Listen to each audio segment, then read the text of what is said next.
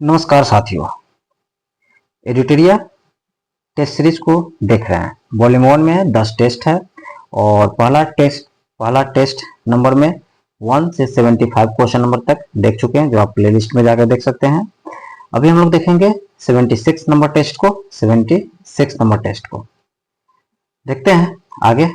रिक्त स्थान की पूर्ति विकल्प में दिए गए उचित शब्दों के आधार पर भरना है। ठीक है। गदर पार्टी कार्यकर्ताओं को दंडित करने के लिए सरकार ने किस वर्ष भारत रक्षा अधिनियम बनाया था? किसके बारे में? तो गदर पार्टी के कार्यकर्ताओं को दंडित करने के लिए सरकार ने भारत रक्षा अधिनियम बनाया था 1915 में। याद रखना, 1915 में। नेक्स्ट क्वेश्चन देखेंगे। निम्नलिखित कथनों पर विचार करना है। उपरोक्त में से कौन सा कथन तथ्यात्मक रूप से सही है? चलो फिर देखते हैं कौन से सही है। 23 दिसंबर 1912 को वायसराय लॉर्ड हार्डिंग के काफिले पर क्रांतिकारियों द्वारा बम फेंका गया था। तो बिल्कुल ये सही है, 23 दिसंबर 1912 याद रखना है। यह घटना कलकत्ता में हुई थी। गलत है। इस घटना में रास बिहारी बोस तथा सचिंद्र सन्याल के मुख्य भूमिका थे। बिल्कुल ये सही है। इस घटना के आरोपियों पर अलीपुर षड्यंत्र केस के नाम से मुकदमा चलाया गया था। तो ये गलत है, यानी कि 1 और 3 सही है। ऑप्शन नंबर डी इसका आंसर हो जाएगा। नेक्स्ट देखेंगे। भारत माता नामक क्रांतिकारी पत्र का प्रकाशन किस क्रांतिकारी द्वारा किया गया था? किस क्रांतिकारी द्वारा किया था? तो अजीत सिंह के द्वारा किया गया था। भारत माता नामक क्रांतिकारी पत्र के प्रकाशन अजीत सिंह के द्वारा हुआ था। ठीक है।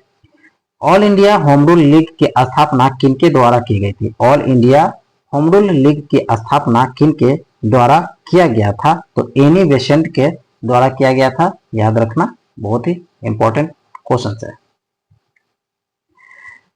कथन और कारण, कथन ए और कथन 2 को सही से देखेंगे।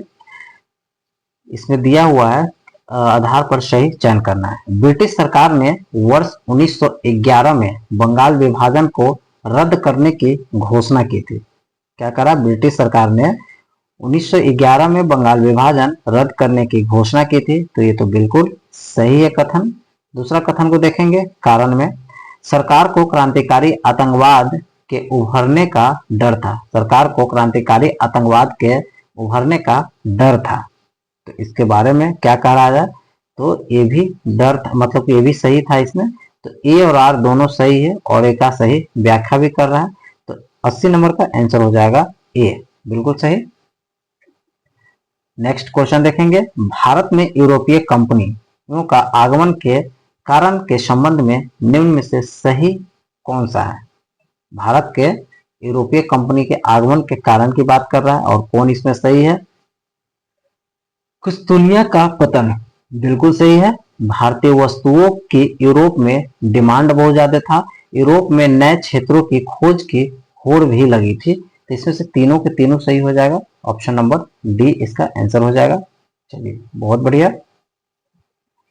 नेक्स्ट 82 नंबर में देखेंगे। जब वास्को डी गामा भारत पहुंचा तब दिल्ली की गद्दी पे कौन शासन कर रहा था? वास्को डी गामा कब भारत आया था? 1498 में आया था। 1498 में दिल्ली का शासक कौन था? तो अकबर। आप यहाँ पे देख सकते हैं 1498 की बात कर रहा है। 1498 में कौन था? तो इसमें देखेंगे सिकंदर लोदी का शासन था उस समय दिल्ली पे। 1717 मुगल शासक फर्रुखसियर के अधिकार पत्र में क्या सम्मिलित नहीं था? इसमें कौन सा बात था जो सम्मिलित नहीं था?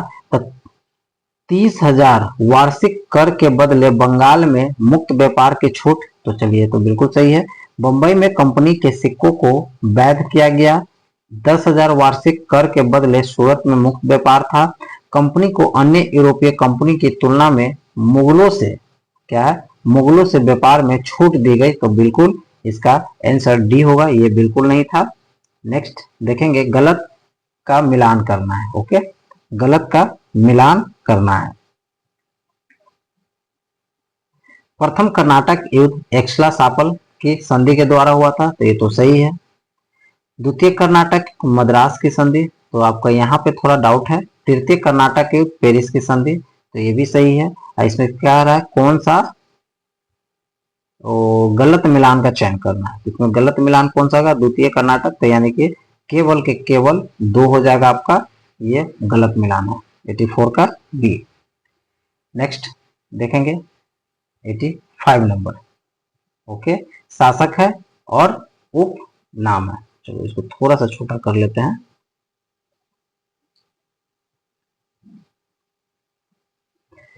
बहादुर शाह सफर, बहादुर शाह प्रथम, जहांदार शाह, रफीउद्दौला और मोहम्मद शाह, यही बात करेंगे।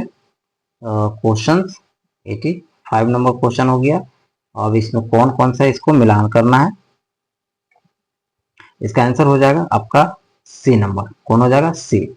बहादुर शाह प्रथम कौन हो जाएगा, शाह ए बेखबर के नाम से जाना जाता था। बहादुर शाह प्रथम को शाह ए बेखबर।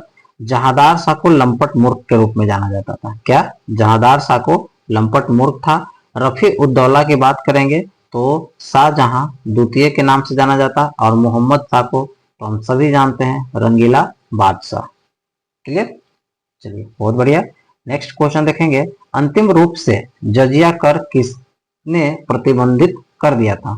अंतिम रूप से कहेंगे जजिया कर किसने प्रतिबंधित कर दिया था, मोहम्मद शाह ने किया था। कौन किया था, मोहम्मद शाह। गलत मिलान करना है, इसमें से गलत मिलान कौन है, तो बंगाल मुर्शिद कुली खां, बिल्कुल सही। अवध शहादत खां। हैदराबाद, हैदराबाद का चिनकिलिच खां होगा, कुतुबुद्दीन नहीं, आपका यही गलत होगी आपको यहाँ पे, ऑप्शन नंबर सी। कर्नाटक का सादुतुल्ला खां, बिल्कुल सही है। नेक्स्ट है, बंगाल का अंतिम नवाब कौन था। बंगाल का अंतिम नवाब कौन था, मुबारक उद दौला बंगाल का अंतिम नवाब था। नेक्स्ट क्वेश्चन देखेंगे, पटना हत्याकांड किस वर्ष घटित हुई थी। पटना हत्याकांड किस वर्ष घटित हुई थी, 1763 में घटना घटी थी। शिवाजी महाराज के संबंध में निम्नलिखित में से गलत क्या है। शिवाजी महाराज के संबंध में इसमें से गलत क्या है, तो 1659 अफजल खान की हत्या कर दी गई। 1664 में प्रथम सूरत विजय किया गया था। 1665 में पुरंदर की संधि हुई थी, और 1676 में शिवाजी महाराज की मृत्यु हुआ था। तो आपका इसमें गलत कौन सा है, तो गलत आपका ऑप्शन नंबर डी हो जाएगा। घेरे की नीति की बात करेंगे, घेरे की नीति का संबंध किससे है। घेरे की नीति का संबंध वारेन हेस्टिंग के साथ संबंध माना जाता है। सहायक संधि, सहायक संधि अपनाने वाले राज्यों का सही क्रम की बात करेंगे। सहायक संधि अपनाने वाले राज्य का सही क्रम की बात करेंगे, तो इसमें मैसूर हो जाएगा प्रथम, उसके बाद हो जाएगा तंजौर, मैसूर के बाद तंजौर हो जाएगा, देन उसके बाद आपका हो जाएगा अवध हो जाएगा, फिर उसके बाद आपका हो जाएगा पेशवा, देन फिर उसके बाद हो जाएगा सिंधिया, उसके बाद गायकवाड़। सहायक संधि की बात करते हैं। मैसूर और तंजौर की बात करेंगे, मैसूर और तंजौर 1799 में करता है, अवध 1802 में करता है। इसी तरह सिंधिया 1804 में, भोसले 1803 में है। ओके, आगे नेक्स्ट क्वेश्चन देखेंगे, निम्नलिखित कथनों पर विचार करें। निम्नलिखित कथनों पर विचार करना है, चलो करते हैं। सत्य कथन का चयन करना है। अस्थायी बंदोबस्त में जमींदारों का हिस्सा 1/10 भाग निर्धारित किया गया था। अस्थायी बंदोबस्त में जमींदारों का भाग 1/10 निर्धारित किया गया था, तो भैया 93 का आंसर हो जाएगा आपका। चलो आगे देखते हैं। महालवारी बंदोबस्त, जमीन पर किसानों का मालिकाना हक होता था। तो यहाँ पे बहुत ही सस्पेंस क्वेश्चन है, 93 का आंसर बी हो जाएगा, केवल और केवल 2। यानी कि महालवारी बंदोबस्त में जमीन पर किसानों का मालिकाना हक होता था, लेकिन आपका 1 नंबर गलत है। अस्थायी बंदोबस्त में जमींदारों का हिस्सा 1/10 निर्धारित नहीं किया गया था। नेक्स्ट देखेंगे, कृषि के वाणिज्यिकरण के निम्न में से क्या कारण है। कृषि के वाणिज्यिकरण के निम्न में से क्या कारण है, चलो निम्न में से कारण क्या है 94 का। यूरोपीय उद्योग की आवश्यकता पूरी करना। कृषि का वाणिज्यिकरण, हमारे जो भारत में कृषि वाणिज्यिकरण में क्या क्या कारण हुआ है। तो यूरोपीय उद्योगों की आवश्यकता की पूर्ति करना, बिल्कुल सही है। आधुनिक व तेजी से चलने वाले जहाजों का निर्माण करना, भू राजस्व प्रणाली, अमेरिकी गृह युद्ध। उपरोक्त में से सभी के सभी हो जाएगा। मुस्लिम लीग की स्थापना कब हुआ था? 30 दिसंबर 1906 को मुस्लिम लीग की स्थापना हुई थी, 30 दिसंबर 1906। नेक्स्ट है, कांग्रेस की सूरत अधिवेशन 1907 की अध्यक्षता किसने किया था? तो इसका रास बिहारी बोस ने किया था 1907 के अध्यक्षता। नेक्स्ट देखेंगे, दिल्ली दरबार 1911 के समय भारत का वायसराय, 1911 की बात कर रहा है। 1911 में कौन था? हार्डिंग द्वितीय था। नेटिव मैरिज एक्ट किस वर्ष लागू किया गया था? ये किस वर्ष? तो 1872 में लागू किया था। इंडियन लीग की स्थापना किसके द्वारा किया गया था? इंडियन लीग की स्थापना शिशिर कुमार घोष के द्वारा किया गया था। Very very important. Indian league की स्थापना शिशिर कुमार घोष। काकोरी कांड के क्रांतिकारियों के कोर्ट में बचाव के लिए बचाव समिति का गठन किया गया। इस बचाव समिति के अध्यक्ष कौन था? काकोरी कांड की बात कर रहे हैं और इसका अध्यक्ष कौन था? गोविंद बल्लभ पंत थे, गोविंद बल्लभ पंत। पटना में सबसे पहले व्यवस्थित व्यापारिक कोठी किसने बसाया? व्यवस्थित की बात करना, पटना में सबसे पहले व्यवस्थित व्यापारिक कोठी की बात कर रहा है और किसने किया? तो ये डच किया था। कब किया था? 1632 में किया था, 1632 में पहला।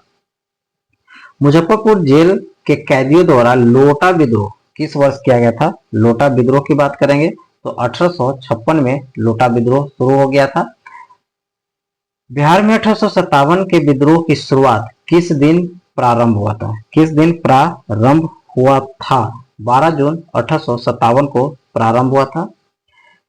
निम्न में से कांग्रेस का कौन सा अधिवेशन बिहार में नहीं हुआ था? कांग्रेस कौन सा? 27वां हुआ था, 37वां हुआ था, और चलो देखता हूं कौन कौन नहीं हुआ था। इसमें आपका 52वां नहीं हुआ था, 27वां, 37वां और 54वां। इसमें 52 नंबर का 104 का सी हो जाएगा, बिल्कुल सही। कांग्रेस के प्रथम अधिवेशन में बिहार से कितने प्रतिनिधि भाग लिया था? कितने प्रतिनिधि भाग लिया था? तो याद रखना, बिहार से एक भी प्रतिनिधि ने भाग नहीं लिया था प्रथम अधिवेशन में। बिहार स्टूडेंट कॉन्फ्रेंस की स्थापना किस वर्ष किया गया था? 1906 में किया गया था। मुजफ्फरपुर बम कांड किस दिन घटित हुई थी? मुजफ्फरपुर बम कांड 30 अप्रैल 1908 को घटित हुई थी। पटना में गोलघर का निर्माण किस वर्ष किया गया था? गोलघर का निर्माण किस वर्ष किया गया था? 1784 में किया गया था, 1784 में किया गया था। नेक्स्ट, बिहार में होने वाले जनजातीय आंदोलन में गलत मिलान का चयन करना है भैया, गलत मिलान का चयन करना है। पहाड़िया विद्रोह 1778, हो विद्रोह 1820-21, संथाल 55-56, सरदारी विद्रोह 1835 और 55। ये आपका गलत है, सरदारी विद्रोह। चलो तो ऑप्शन नंबर डी इसका आंसर हो जाएगा। नेक्स्ट देखेंगे 110 नंबर क्वेश्चन का। वीर कुंवर सिंह ने आखिरी युद्ध किस अंग्रेज कैप्टन से लड़ी थी? किस अंग्रेज कैप्टन से लड़े थे? तो कैप्टन ली ग्रांट के साथ आखिरी युद्ध हुआ था। इसी के गोली लगने से इनका हाथ जख्मी हो गया था और इन्होंने अपना हाथ को काट दिया और 3 दिन बाद उनका डेथ हो गया, देहांत हो जाता है। निम्नलिखित कथनों में कौन पर विचार करना है और सत्य कथन का चयन करना है। बहुत बढ़िया, सत्य कथन का चयन करते हैं, देखते हैं कौन सा है। विवाद से विश्वास योजना आरबीआई द्वारा प्रारंभ किया गया था। विवाद से व्यास, यह योजना पर विवाद से सुलझाने हेतु प्रारंभ किया था। यह योजना कर विवाद को सुलझाने के लिए प्रारंभ किया था, तो बिल्कुल सही। तो केवल 2 हो जाएगा, 111 का केवल 2। तमो लोसार त्योहार किस क्षेत्र में मनाया जाने वाला एक त्योहार है? तो ये आपका नेपाल में मनाया जाने वाला है। क्या है? तमु लोसर त्योहार किस क्षेत्र में मनाया जाने वाला एक त्योहार है? नेपाल में। प्रवासी भारतीय दिवस 2025 का थीम क्या है? प्रवासी भारतीय की बात करेंगे तो विकसित भारत में प्रवासी समुदाय का योगदान option number A.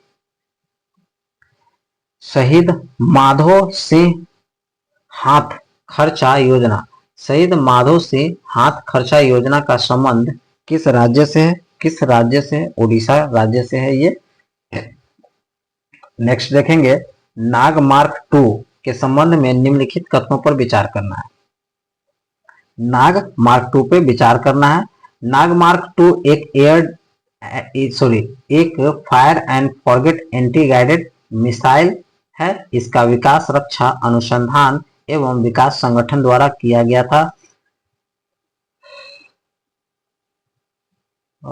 Anyway sorry, 15 का एक हो जाएगा डी नंबर, ना तो 1 और ना ही 2। नेक्स्ट देखेंगे, पीएम सूर्य घर मुफ्त बिजली योजना। पीएम सूर्य घर मुफ्त बिजली योजना का संबंध कथनों पर विचार करना है और सही कथन का चयन करना है। सही कथन का चयन करना है। यह फरवरी 2024 में प्रारंभ किया था, बिल्कुल सही है, फरवरी 2024 में इसको शुरू किया गया था। आगे देखेंगे, इसका उद्देश्य 2 करोड़ घरों को मुफ्त बिजली उपलब्ध कराना है, तो ये गलत है।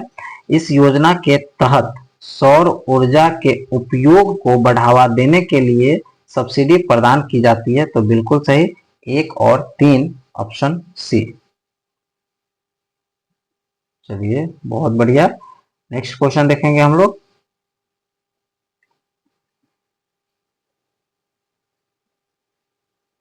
भारत की डिजिट अर्थव्यवस्था, क्या भारत की डिजिट अर्थव्यवस्था का आकलन और माप नामक रिपोर्ट किसके द्वारा प्रकाशित की गई? भारत की डिजिट अर्थव्यवस्था की बात करता है, इसका आकलन मापक की रिपोर्ट किसके द्वारा दिया गया था? तो इलेक्ट्रॉनिक और सूचना प्रौद्योगिकी मंत्रालय के द्वारा किया गया था।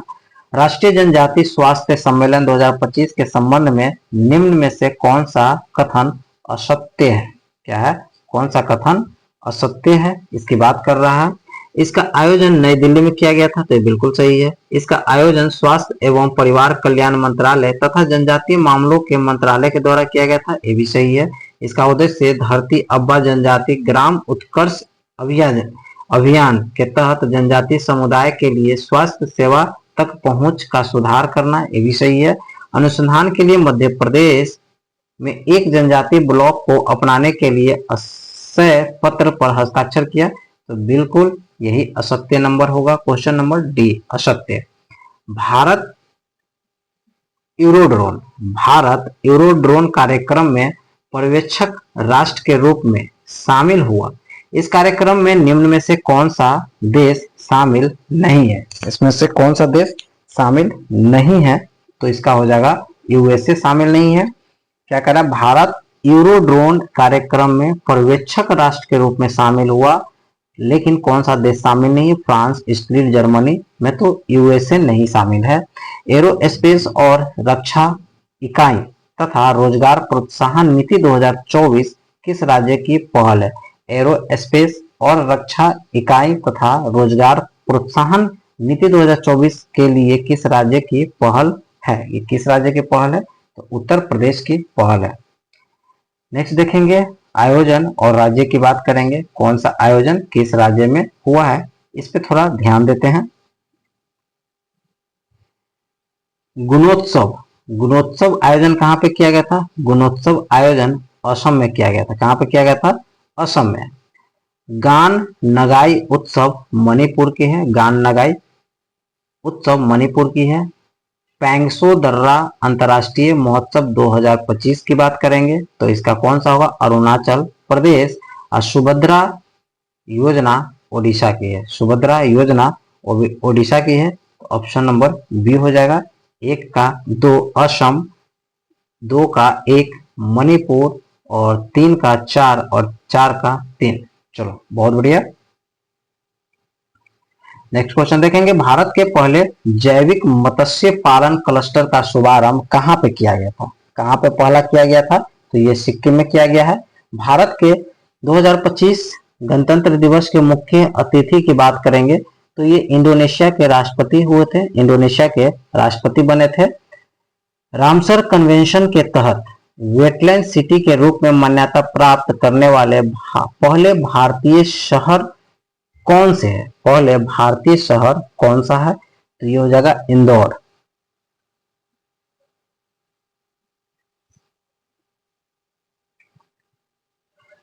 नेक्स्ट क्वेश्चन देखेंगे, भारतीय महत्वपूर्ण खनिज मिशन के संबंध में निम्नलिखित कथनों पर विचार कीजिए। भारतीय महत्वपूर्ण खनिज मिशन के संबंध में निम्नलिखित कथनों पर विचार करना है। निम्नलिखित कथनों पर विचार करते हैं तो इसका आंसर क्या हो जाएगा? इसका उद्देश्य प्रौद्योगिकी और रक्षा विनिर्माण के लिए आवश्यक प्रमुख खनिजों के घरेलू उत्पादन को बढ़ावा देना है। तो ये बिल्कुल सही हो जाएगा। नेक्स्ट है, यह मिशन लिथियम, कोबाल्ट, तांबा, निकेल और दुर्लभ पृथ्वी तत्वों जैसे खनिजों पर ध्यान केंद्रित करता है। ये भी सही है, बहुत ही इंपॉर्टेंट है, ध्यान रखना है। राष्ट्रीय महत्वपूर्ण खनिज मिशन के संबंध में बात कर रहा है, तो एक प्रौद्योगिकी और रक्षा विनिर्माण, आवश्यक प्रमुख खनिज, घरेलू उत्पादक को बढ़ावा देना, लिथियम, कोबाल्ट, तांबा, निकेल, दुर्लभ तत्वों, पृथ्वी तत्वों जैसे खनिजों पर ध्यान केंद्रित करना है। तो इसमें से ऑप्शन दोनों के दोनों सही हो जाएगा। पिग्गू बुनचरिंग क्या है? पिग बुनचरिंग स्कैम का संबंध किससे संबंधित है? ये संबंध किससे संबंधित है? तो साइबर वित्तीय धोखाधड़ी से है। ये वर्ड को याद रखना है, पिग बुनचरिंग, पिग बुनचरिंग स्कैम, साइबर वित्तीय धोखाधड़ी। लिव इन रिलेशनशिप को मान्यता प्रदान करने वाली जनजाति समुदाय कौन सी है? लिव इन रिलेशनशिप को मान्यता प्रदान करने वाली जनजाति समुदाय कौन सी है? कोडो रेड्डी, कोडो रेड्डी, VVI इसको बना दीजिए, कोडो रेड्डी। भारत की आर्थिक समीक्षा 2024-25 के संबंध में निम्नलिखित कथनों पर विचार करना है। निम्नलिखित कथनों पर विचार करना है। 2025 में भारत की वास्तविक GDP GVA दर का वृद्धि अनुमान 6.4 है, बिल्कुल सही है। बेरोजगारी दर 2023-24 में 3.2% रह गई है, तो इसके अनुसार बिल्कुल ये भी सही है। विश्व के शीर्ष पेटेंट दाखिल करने वाले देशों के कार्यकालों में भारत 6ठे स्थान पर है। क्या है? विश्व के शीर्ष पेटेंट दाखिल करने वाले देशों के कार्यालयों में भारत का स्थान 6वें स्थान पे है, तो बिल्कुल ये सही है। 28 का तीनों के तीनों आपका सही आंसर हो जाएगा। जनवरी 2025 माउंट ईबू ज्वालामुखी फटा, यह किस देश में स्थित है? माउंट ईबू ज्वालामुखी इंडोनेशिया में है। हेलने एंड पार्टनर्स संस्था द्वारा जारी शक्तिशाली पासपोर्ट 2025 के संबंध में निम्नलिखित कथनों पर विचार करना है, तो विचार करते हैं। 195 देशों में प्रथम स्थान जापान को मिला, तो ये तो गलत है। भारत का स्थान 86वां है, ये भी गलत है। ऑप्शन नंबर डी हो जाएगा, नहीं तो 1 होगा और नहीं 2 हो जाएगा। नेक्स्ट क्वेश्चन देखेंगे, भारत सरकार ने इजराइल में अलग राजदूत किसे नियुक्त? भारत सरकार ने इजराइल में अलग राजदूत किसे नियुक्त किया है? किसे नियुक्त किया है? तो जितेंद्र पाल सिंह को नियुक्त किया है, जितेंद्र पाल सिंह को। विश्व हिंदी दिवस 2025 का थीम क्या है? विश्व हिंदी दिवस 2025 का थीम क्या है? थीम क्या है? तो हिंदी को जनमत की भाषा बनाना। क्या है? हिंदी को जनमत की भाषा बनाना, बगैर इनकी मातृभाषा का महत्ता भूले। क्या है? बगैर इनकी मातृभाषा की महत्ता भूले। 32 का आंसर सी हो जाएगा, बिल्कुल 32 का सी हो जाएगा। एकता और सांस्कृतिक गौरव की वैश्विक आवाज। क्या है? चलो बढ़िया है। यानी कि विश्व हिंदी दिवस की थीम क्या है? एकता और सांस्कृतिक गौरव की वैश्विक आवाज, इसका हो जाएगा। नेक्स्ट है 133 में, नीति आयोग की पहली राजकोषीय स्वास्थ्य सूचकांक FHI 2025 रिपोर्ट के संबंध में निम्नलिखित कथनों पर विचार करना है। निम्नलिखित कथनों पर विचार करना है।